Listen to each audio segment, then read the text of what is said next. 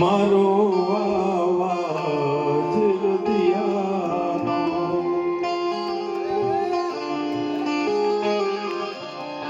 એ બેટા તું રાજ રદિયાનો મારો આવાજ રદિયાનો મૂકું છું હાથ હું શરમા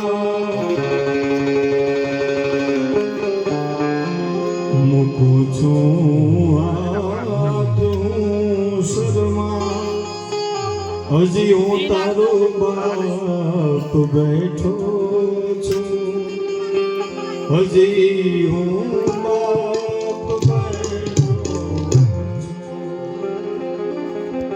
અને સાહેબ હું તો કાયમ કહું છું સંતાનો છે ને એના ચામડાની કદાચ મોજડી બનાવી અને માવતરને પહેરાવી દે ને તો એના ઋણમાંથી પાર ન થઈ શકે સાહેબ માવતરનું ઋણ કોઈ દિવસ ચૂકવી ન શકે સંતાનો કોઈ પણ પ્રયત્ન કરે છતાં માવતરના ઋણમાંથી સાહેબ એ પાર ન પડી શકે એવડા માવતરના મારા તમારા ઉપર ઉપકાર છે પણ સાહેબ એ અને હું કહું છું કે જેના હયાત હોય ને એ સાહેબ સેવા કરજો અને એની સેવા કરજો સાહેબ કારણ કે પછી વયા ગયા પછી પસ્તાવા સિવાય કાંઈ રહેતું નથી મારો બાપ જેના હયાત હોય એની સેવા કરજો બાપુ કાયમ વાત કરું છું કે શ્રવણના ગુરુ કોણ હતા ને મને તમને ખબર નથી શ્રવણના ગુરુ કોણ હતા એ મને તમને ખબર નથી કદાચ પણ શ્રવણને જ્યારે રામાયણનું વાંચન થાય ત્યારે મારે તમારે યાદ કરવું પડે શું કામ એને માવતરની સેવા કરી છે મારો બાપ આ તાકાત છે એના આશીર્વાદ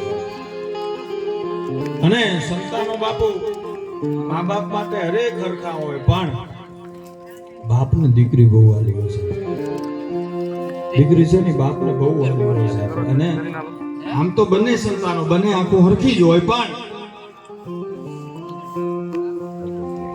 દાદ બાપુ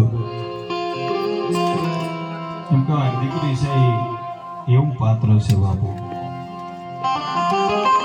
મર્દવાણા હોય ગમે એવું મર્દવાણા કોઈ દિવસ સાહેબ આવું એને પાડ્યું ન હોય પણ એમ કહેવાય જ્યારે એની લાડકવાઈ દીકરી એમ કહેવાય આંગણામાં રમી અને બાપુ 20 વર્ષની થઈ જાય અને જ્યારે એની વિદાય કરે ત્યારે સાહેબ ગમે એવો એમ કહેવાય મૂછે લેબુ ઠેરતા હોય એવો મર્દવાણા હોય ને એ આંખમાંથી એના આહુડા પડતો હોય સાહેબ રૂડો લાગે હા એ બાપ સાહેબ એટલે દાદ બાપુ એ બાપુ કવિતામાં કહે કે મારા ફળિયાના એ વડલા કેરી ડાળે હિજ કોઈ રે જડ્યો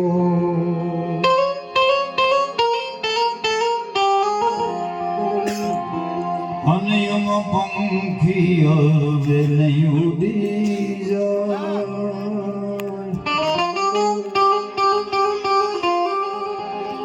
હેઠો પોતારો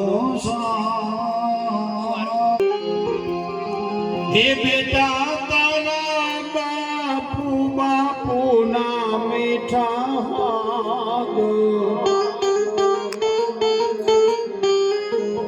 હેઠ ચાકડે ઓરડો ભર્યો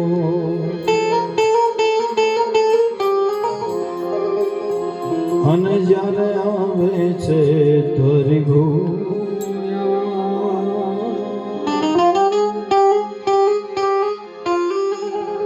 હે જ્યારે આવે છે તરી એને થોડો થોડો ચાખ્યો રે મારા ફળિયાના એ વડલા કેરી ડાળે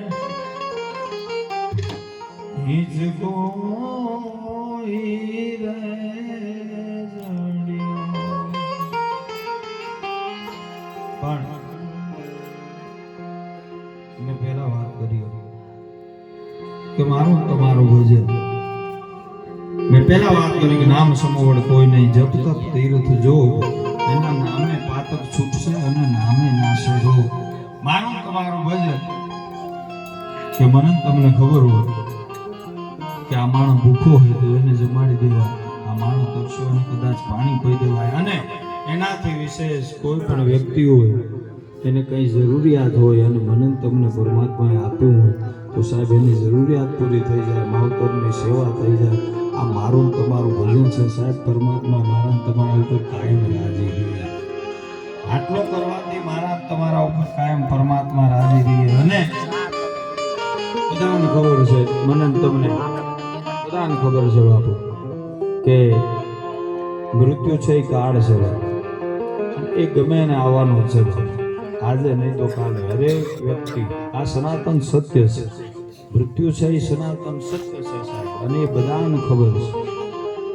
એટલે જે કાંઈ પરમાત્માએ મને તમને સાહેબ એ આટલા જીવો આ ધરતી ઉપર, આટલા જીવો એમ કહેવાય 84 લાખ યોની માં ફર્યા પછી મને તમને આ મનુષ્ય દેહ મળે. આ બધા જીવો છે એમાં બાપુ વિચાર હરેકને આપ્યા છે, પણ બુદ્ધિ આપી હોય તો એક માત્ર ને માત્ર માનવને આપી છે. જો બુદ્ધિ આપી હોય પરમાત્માએ તો એક માત્ર ને માત્ર માનવને આપી છે. પણ જ્યાં મારા ને તમારા બુદ્ધિના સીમાડા પૂરા થાય ત્યાંથી સાહેબ પરમાત્માની કૃપા શરૂ થાય. અને આ ભજનની તાકાત શું છે?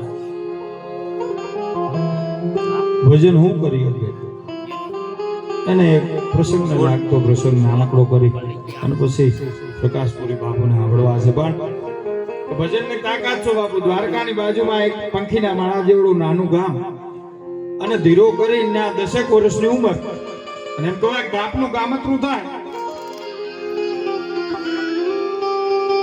એ બાપનું ગામતરું થયા પછી એમ કહેવાય કે એમની માં છે એ દાસ ધીરાને ધીરે ધીરે ધીરે ધીરે એમ કહેવાય ઉછેરવા મંડાય, અને છેકથી 10 વર્ષની ઉંમર સાધુ સંતોની સેવા કરે અને ભજનનો જીવ કાયમી ભજનનો જીવ થાતા મેં એમ કહેવાય બાપુ 18 વર્ષની ઉંમર થઈ એટલે માં છે એ ધીરાને કે બેટા લગ્ન કરી લે. માં મારે નથી કરવા. કે કેમ બેટા? સેવા કરવી છે, ભજન કરવું છે, હવે મારે લગ્ન નથી કરવું, આ માયામાં નથી મારે પડવું, મારે એમાં કાંઈ જવું નથી.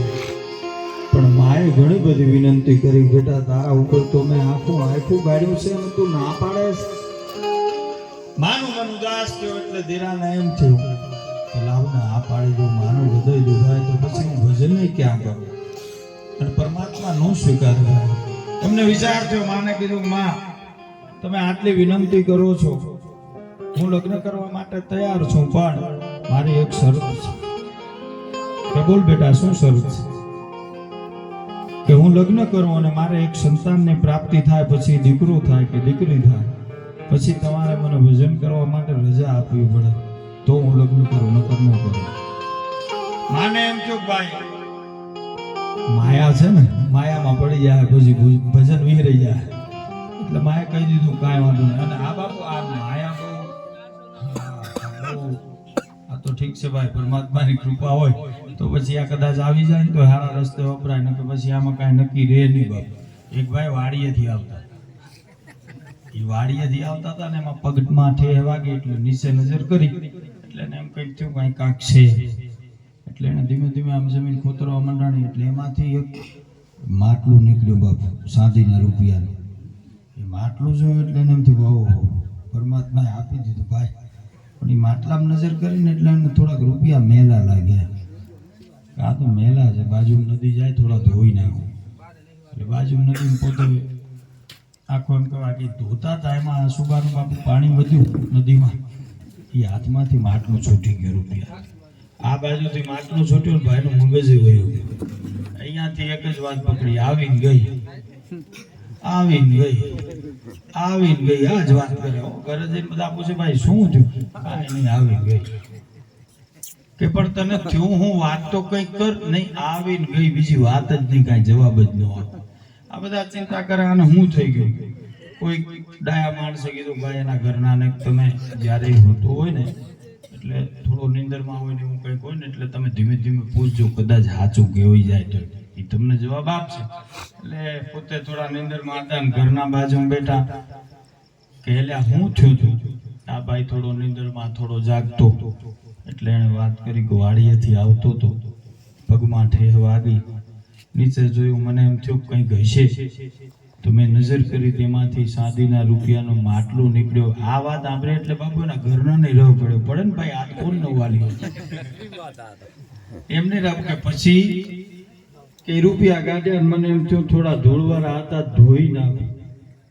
નદીમાં ધોવા ગયો, પાણી આવ્યું ને હાથમાંથી મુકાઈ ગઈ. ત્યાં આને હાજુ કરતા એના ઘરનાનું ઝટકી ગયું, આમ કાંઈ ધોવાય, આમ કાંઈ ધોવાય, આમ કાંઈ ધોવાય. એટલે આ તો માયા है दो प्रकार की, जो कोई नीति से खाए एक मिलावे मेरे राम से और दूसरी नरक लई जाए. અરે સાબી તો સંતોની કૃપા થઈ જાય, એના પંજા માથે પડી જાય, માવતરના આશીર્વાદ મળી જાય, તો આ બધી ખબર પડે કે આને કેમ વપરાય, ક્યાં કેવી રીતે બોલાય, શું કરાય, શું ન કરાય. હા, એક બાપુ નાથા બા હતા, નાથા કાકા આવતા હતા વાડીએથી, એમાં રૂપિયા જડ્યા તો પછી ઘરે જમાવટ કરી, બંગલો બીજો કર્યો બાપુ, અને આવીને પછી બારે વડલો બારે બેઠા હોય. એટલે હરેક વ્યક્તિ ત્યાંથી નીકળે ને એટલે વાત કરે, જય સિયારામ નાથા કાકા. હા કે ભાઈ કહી દઈશ. વળી બીજો નીકળે, જય માતાજી નાથા કાકા. કાંઈ વાંધો નહીં ભાઈ, તારું કહી દઈશ, કોઈ ચિંતા નહીં, તું તાર કહી દઈશ. આવું આઠેકથી એક જણો જોવે એટલે એમ થયું કે આ બધા બાપાને એમ કે જય સિયારામ, જય માતાજી. બાપા સામે આગ નથી કહેતા ને આવું કેમ કે એક કહી દઈશ, આ શું કહેવા માંગે છે? એટલે જઈને વાત કરી, કાકા તમને બધા એમ કે જય સિયારામ, જય માતાજી, તમે સામે એ જવાબ ન દો ને એમ કોક કહી દઈશ. એ કે ભાઈ એવું નથી બેટા, પણ આટલા દિવસ હું નાથો કાકો જ હતો, અને આના હાથ બદલે બે તો આરામ છે જો કોઈ ગામમાંથી બોલાવતું હોય તો. આ તો ઓલી જડી એને કહે છે મારો બાપ, મને કોઈ નથી કહેતો એટલે કહું છું, હું કહી દઈશ.